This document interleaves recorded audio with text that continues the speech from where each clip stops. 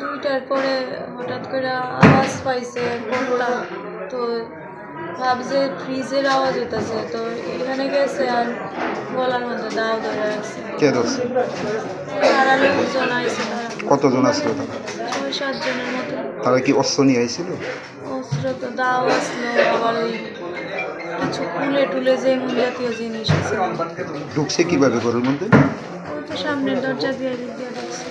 তুই সময় বাড়িতে কে কে আসলো? আমি আর কর্তা 2 জন।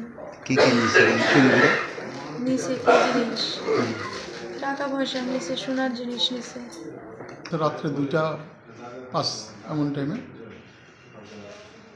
আমি প্রথম আওয়াজটা পাই। ভাবছিলাম কি ঘরের পাশে ফ্রিজের কোনো আওয়াজ ব্লক হয়েছে কিনা, ফ্রিজটা ওটাতে কোনো সাউন্ড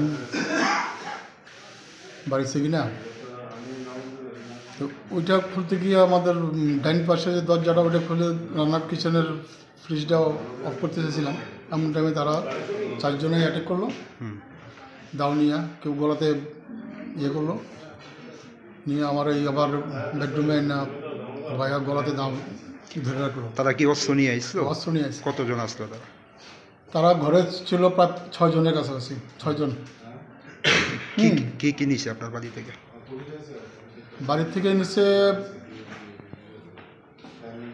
নগদে অ্যাভারেজ এলএস মানে 3 লাখ আর 24 ভরির কাছাকাছি গোল্ড আর কি।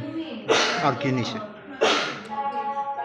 আর এমনি ওই ঘরের যে দাওগুলি আছে, আমাদের জঙ্গল পরিষ্কার করে যে সামনে গোডাউনের, এই দাওগুলি নিয়ে গেছে। একটা নিচে ছিল গ্রাউন্ড ফ্লোরে আর একটা ফার্স্ট ফ্লোরে। আপনার নামটা কি? আমার নাম বাবুল ঘোষ। এই জায়গাটার নাম কি? চাঁদপুর মাঠ। এখন কি পুলিশ আইছে? পুলিশ সকালে আইছে।